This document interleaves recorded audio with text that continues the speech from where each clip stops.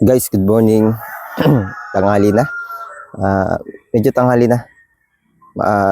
Tanghali na akong nakabangon. Dito ako sa farm, sa Ubsan, sa garden. Ito yung white malaga ako, guys. Ang laki na, oh. Yan. Abot na siya sa 3 links. Oo, mabot na siya sa 3 links.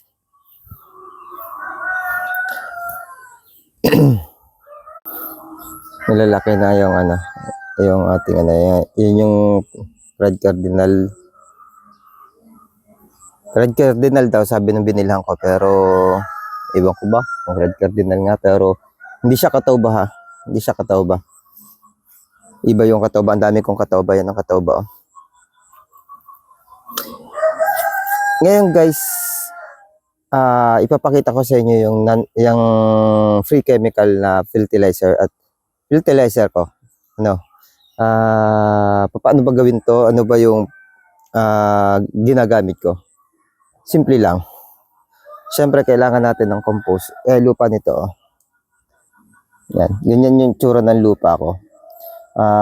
Actually, merong direct compost na ako dito. Yung mga damo na tinatabas dito, pag naglilinis ako, diretso na dito sa bed. Ngayon, may procedure akong gagawin pa rin dito. Itong gilid, yan guys, parang pahil, yan, oh, taas. Itong gilid, aasadahan ko, asarulang ko, para siyang kanal ikot. Ngayon, yung isa kong fertilizer na non-chemical, gagamitin ko ngayon dito. Meron ako ditong kinocompose. Composting to, hindi ko pa nilagay yung mga mangga. Wala natin to, guys. Ito lilipat ko doon, isasama ko doon. Tapos ito pinaglalagyan, isang itataklob ko. Yan, oh. Yan. Hihilahin ko yan doon. Ihahalo ko. Tapos itong drum na ito yung itataklob ko. Tapos itong drum na to, yan yung mga yung swamp fertilizer o yung tea. Yan, may mga pagkain na bubulok, sama-sama na linalagay dyan. Yan, saging, tatlo to.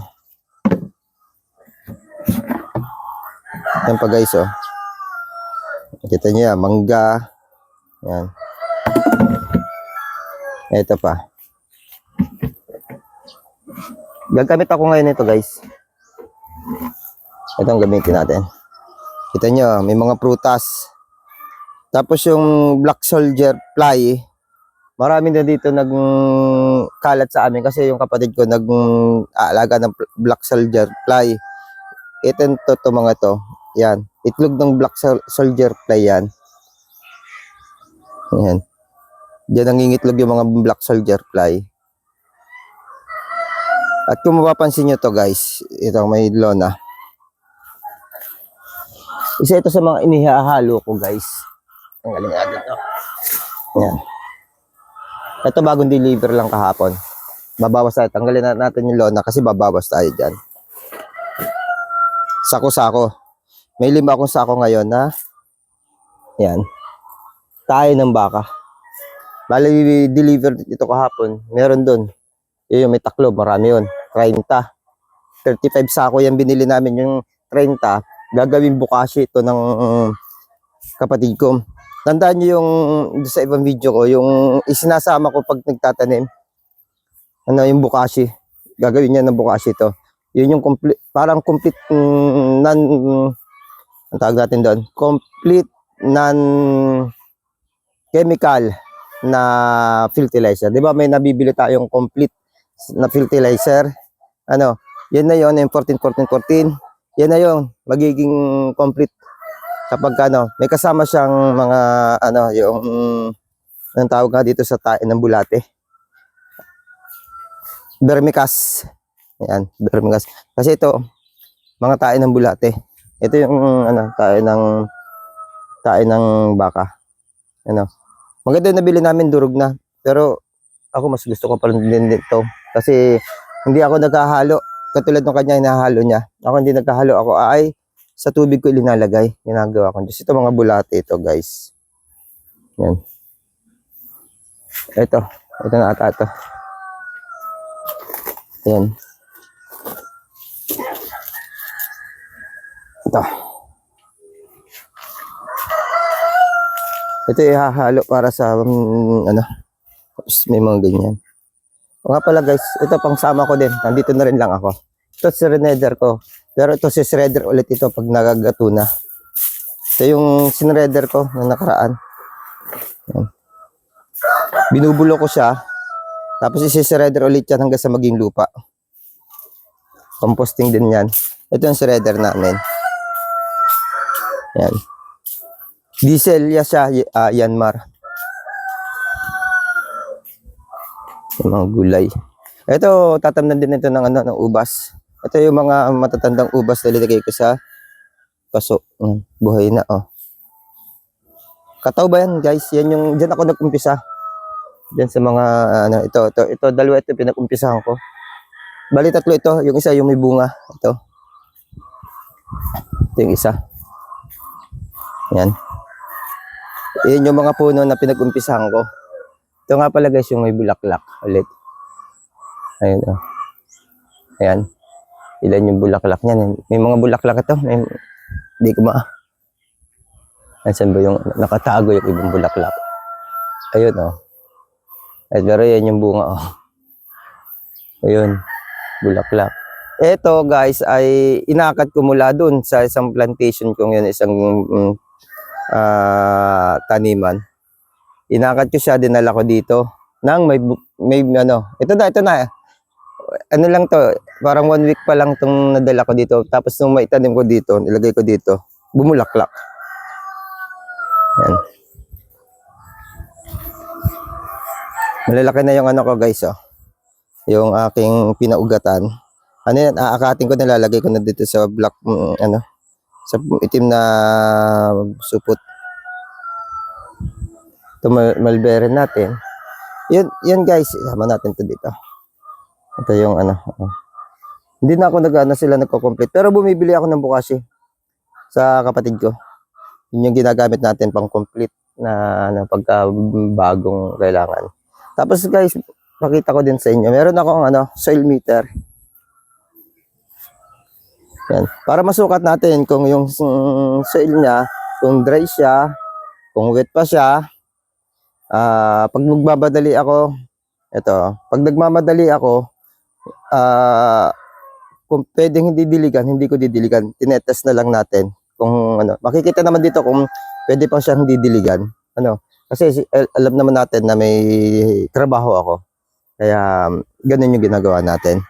Tapos yung acid niya, kung mataas yung acid, magagawa natin ng paraan. May pamamaraan tayo para mabawasan yung acid. Siyempre, meron tayong natural. Pwedeng yung mga balat ng itlog, ganun, para mabawasan. Yung apog, yung apog, ang baba ng acid diyan, pang alkaline. Pwede din naman yung baking soda, mga kaibigan. Pwedeng idilig natin yung baking soda para mabawasan yung acid. Yun yung pamamaraan natin ng non-chemical. Ito, ididilig ko kayo nito, asadahan ko yung gilid ng halamanan. Tapos, pag naidilig natin, nabawasan ito, hindi naman natin kukuhanin yung mga, yung mga nakababad na to. Tuloy-tuloy lang din yan. Ang gagawin natin, dadagdagan natin. Ito, meron itong, ilang dakot na tae ng, yun, may bulati pa, oh. Yung mga bulati pa pala yan, guys. Siguro bibili ako ng pandagdag ng bulati. May mga bulati ito eh. Ko ng vermicast sa katigigisang dakot para lang magkaroon ng bulati. May mga itlog ng bulati yan kahit yan vermicast. Lalo yung press na vermicast. Para madagdagan ng bulati yung ating mga halaman, yung lupa. Yan. Ano nga sinasabi ko kanina guys. Haluan natin ulit. Haluan natin ng ilang dakot na tae ng baka. Itong ating fertilizer. Para sa susunod, complete ano ulit siya, ready na ulit. Ang tayo ng baka nga pala guys, ano yan, 140 per sack. Tapos may parating ako na ano na uling ng ano yung pusot ng palay na inuling. May parating ako 10 kilo. 10 kilo, 10 sako. Pakita ko sa inyo guys yung tsura. Ano ko lang tong ano, tabi ko lang to. O test natin to mamaya pagbalik ko. Pakita ko lang sa inyo guys yung ano, yung uling.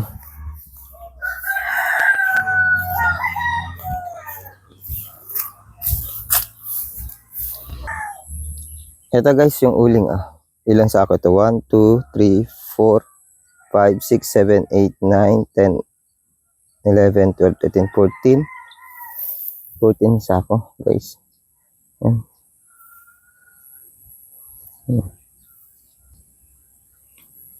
May parating ako 10 sako niyan, uling. Yan. Okay na. Yun guys. Ano nga ba yung kahalagahan ng uling sa ating halaman? Ito sa ating garden. Ang uling kasi nagtataboy siya ng mga kalaban ng ating yung mga sakit tulad ng bakterya, ng fungus. Ngayon tag-ulan, kaya umorder ako ng uling. Maglalagay ako ng konti lang na mga uling dito sa ating halaman para ang panahon ng tag-ulan, doon lumalabas yung mga kalaban, yung bakterya, yung insekto, yung fungus, yung mga maliliit na insekto na kumakapit sa ating halaman, lalo na sa ugat ng halaman na siyang dahilan kung bakit namamatay. Yun yung naging dahilan ng isa kong ubas doon sa dulo yung tinanggal natin. Yun yung dahilan kung bakit kailangan ko ng uling. Ito pala guys, isasama ko ito doon sa pagka nadilig ko na yon. Ito ilalagay natin to. Ito yung mga tinanggal natin dito para muling bumunga. Ano guys? Muling bumulaklak. Nagbawas tayo ng nag-pruning tayo. Isasama na natin 'yan. Yan. First time itong bumunga guys. Pero ang lalaki na Ay, papabulaklakin ulit natin to, yung iba. Dalawa lang kasi, 3 yung bumulaklak dito Yan pakita ko lang ulit sa inyo, halos araw-araw, basta nagbibideo ko, pinapakita ko sa inyo itong ating Radiant na nakabading yan, malaki na siya. At least lagi kong na-update sa inyo yan. Nangangulugan na maganda yung pagkakabading. Ganyan yung procedure na gagawin ko sa pagbabading sa mga susunod. Lalagyan natin ng shade. Naglalagyan natin ng black plastic cover. Kahit anong cover pwede. Dito nga pala guys, may sumibol na na pakwan kasi tagpakwan na, kumakanta ng pakwan. May bunga na nasa ilalim ng ating plantation ng ating ubas. Meron pa ditong isa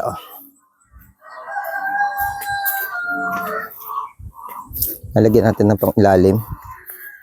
May mga bulaklak pa May mga bulaklak pa guys Pero may bunga yan.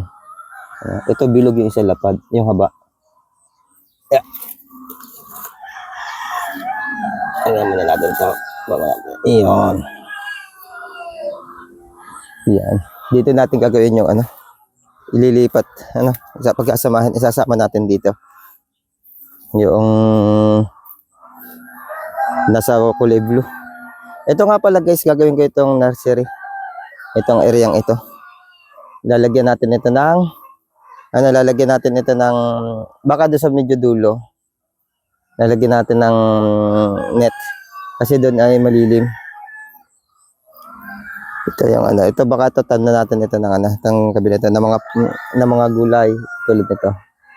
Ito natin tanim. Pero sa ngayon, lilipat muna natin doon sa may gilid na yun. Doon natin hilahin para maging nursery. Maging nung bed ng ating kinocompose. Yun lang guys, pakita ko sa inyo yung mga gagawin natin. Ito guys, talikod natin para ganyan lang.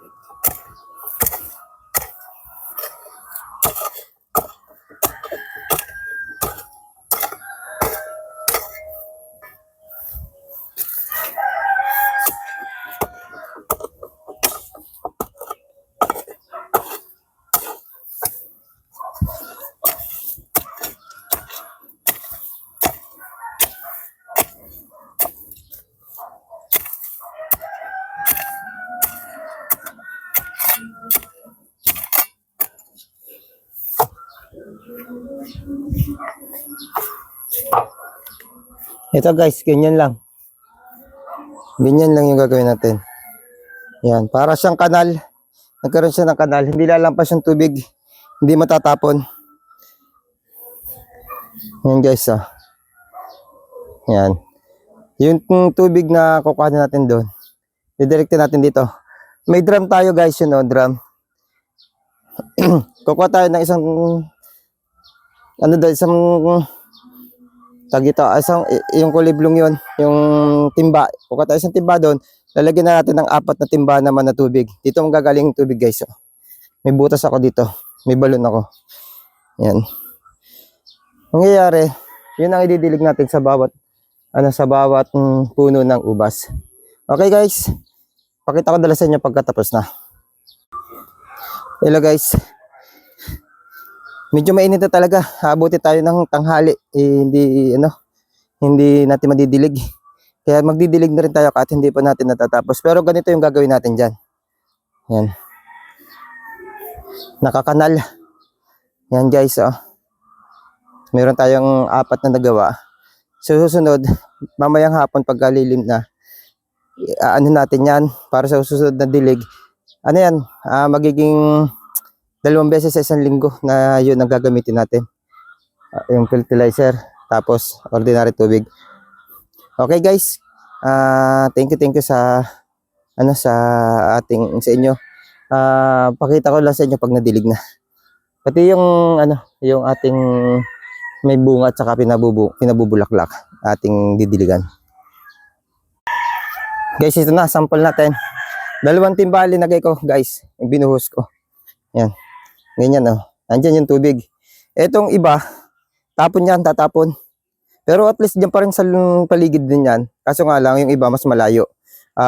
Sa panahon ngayon, yung ubas natin, maliliit pa yan. Ugat niyan, kasi kailan lang natin linipat yan. Ang ugat niyan, malapit pa. Pero kung malalaki na ugat ito, siguro medyo may malayo na ugat ito. Yung ugat, dyan lang, naandyan lang sa malapit, kaya dapat mayroong ganito. May huyo. Yan, ganyan lang guys. Guys, ganito mangyayari kapag walang ganito. Oh, tamo to, may tubig pa yan natitira. Ito, kalat na yung tubig. Yan, kalat ng tubig. Yan yung mangyayari. Kaya okay lang. Ano pala guys, habang hindi ko pa nadidilig, itest natin yung pakita ko sa inyo. Pinangako ko sa inyo, itest natin yung lupa. Diba?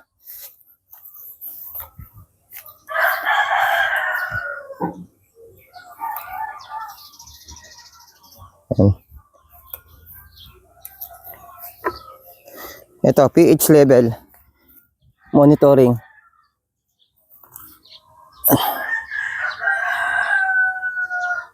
$7.0 guys.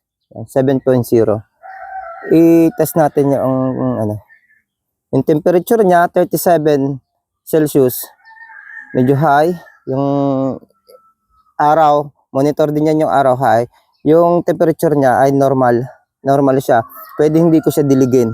Kung nagmamadali ako, busy ako, pwede nang hindi ko siya diligin. Kaya mahalaga itong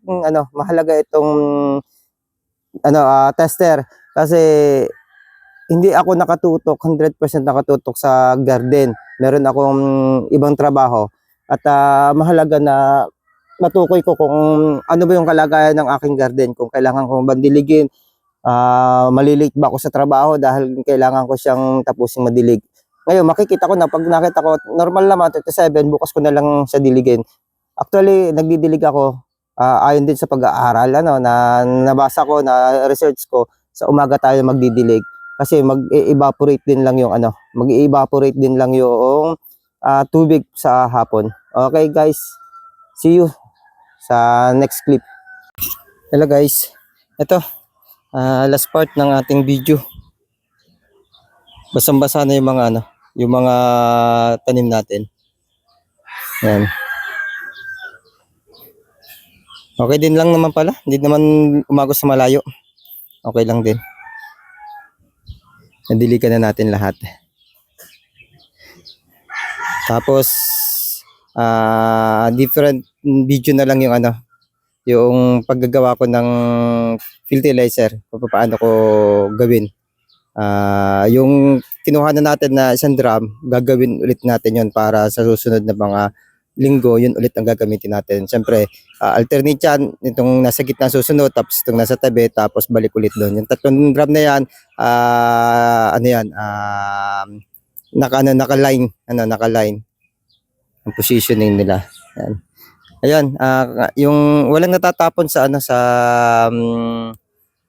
free chemical farming, ano, lahat napapakinabangan tulad ng mga tinanggal natin, pinutol natin ng mga sanga, dahon, magiging fertilizer siya. Siya yung isa sa mga sasama natin. Yung nasa plastic na to, guys, mga pinagayatan ng sibuyas, mga pinagtalupan sibuyas tsaka bawang. Ayan, kasama yan na ilalahok natin doon. Yung mga mangga na maliliit, yan, yung mga laglag ito sa puno, kasama yan. Yung malalaki na bulok na, gagayatin natin, isasama din natin sa paggagawa ng fertilizer. Walang sayang sa free chemical fertilizer. Ang kagandahan, masustansya siya, hindi siya delikadong kainin ng tao. Wala siyang artificial chemical na papasok sa ating katawan. Hindi lang dito sa ubasan yan ha guys, pati sa mga gulay yan, tulad nitong gulay natin guys.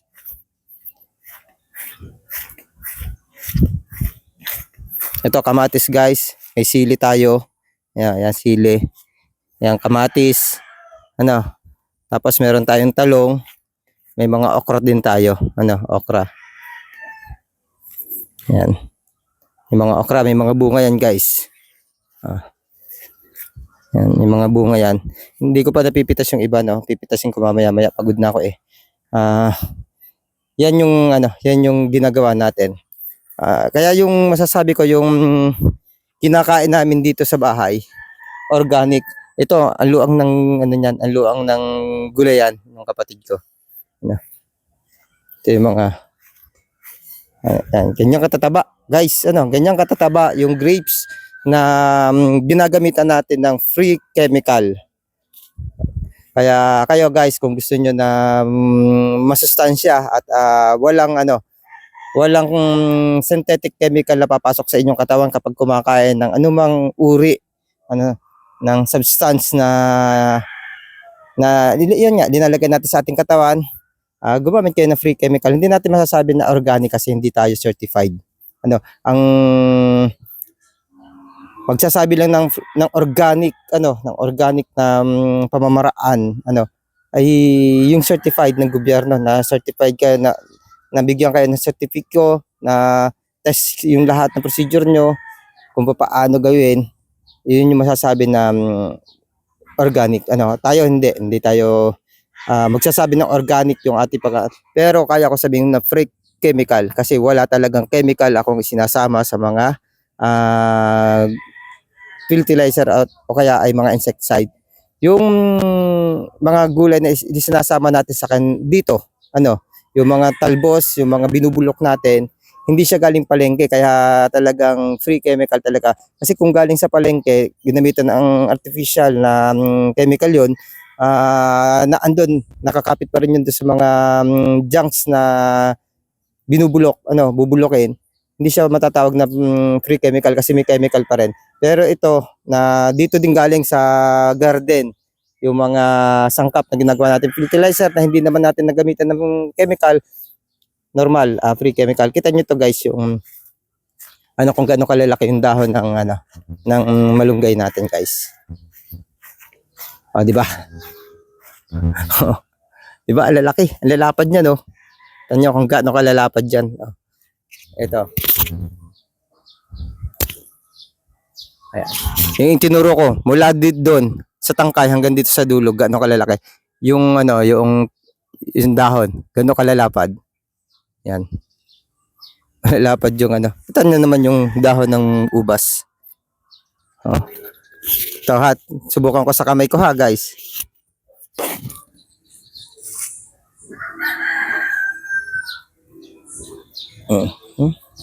Diba? Ang lapad. Okay guys, goodbye muna pansamantala at ano tayo, kita tayo sa sunod ng mga video.